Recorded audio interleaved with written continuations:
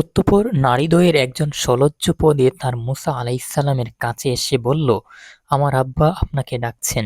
আপনি আমাদের বকরীগুলোকে পানি খাইয়েছেন, তাই আব্বা আপনাকে এর বিনিময় দিতে চান। সূরা আল কাসাস আয়াত নম্বর ২৫।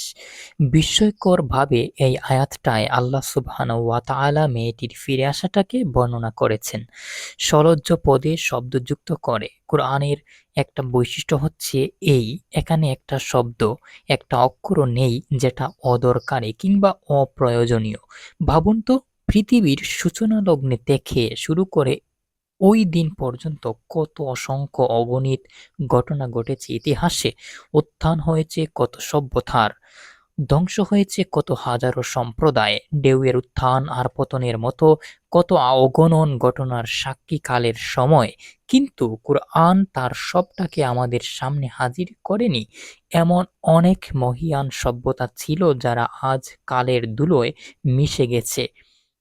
এমন কত তেজস্বী বীরপুরুষ বর্তমান ছিল যারা ঘোড়া নিয়ে যখন ছুটত তখন আকাশ বাতাস ধুলোতে মাখামাখি হয়ে যেত। কিন্তু পৃথিবীর কোথাও তাদের নাম নেই। তাদের ক্ষমতার কথা, দম্ভ আর অহংকারের কথা কেউ মনে রাখেনি। অথচ দেখুন, একটা মেয়ে একজন পুরুষের সামনে যে সলজ্জ পদবারে এগিয়ে এসেছিল, সেই কথা কোরআন আমাদের জানিয়ে দিয়েছে। মহীয়ান সব সভ্যতাকে পৃথিবী ভুলে গেলেও অনেক তেজস্বী বীরের বীরত্ব গাথা ইতিহাস থেকে বিলীন হলেও একটা মেয়ের খুব সামান্য লজ্জার কথা, লজ্জা ভরে এগিয়ে আসার কথা কোরআন যুগ যুগ সময়ের জন্য সংরক্ষণ করেছে। প্রতিদিন পৃথিবীর কোথাও না কোথাও কেউ না কেউ মেয়েটার কথা পড়ছে এবং জানছে।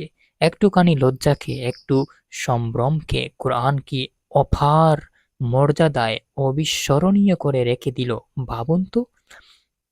তাই আমাদের বোনেরা যারা আল্লাহর বিধান, পর্দাকে ভালোভাবে ভালোবেসে গ্রহণ করেছেন, যারা পরপুরুষের দৃষ্টি হতে, তাদের সংস্পর্শ সংভ্রম হতে নিজেদের বিরত রেখেছেন, অতিশয় দরকার আর প্রয়োজন ব্যতীত যারা পরপুরুষের সাথে কথা বলেন না, বলতে হলেও যারা শরিয়ার সীমারেখার মধ্য থেকে নিজেদের আব্রুকে হেফাজত করে কথা বলেন, তাদের জন্য সুসংবাদ।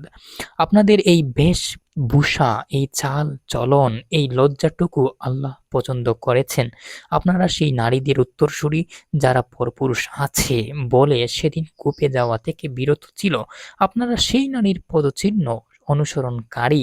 মূসা আলাইহিসসালামের সাথে প্রয়োজনীয় কথাটা বলতে এসেও সে নিজের লজ্জাটুকু ধরে রাখতে ভুলে যায়নি। সমাজ যতই আপনাদের অন্ধকারের বাসিন্দা বলুক, আমরা তো জানি প্রকৃত আলোর সন্ধানটা আপনারা পেয়ে গেছেন। আপনাদের অভিনন্দন।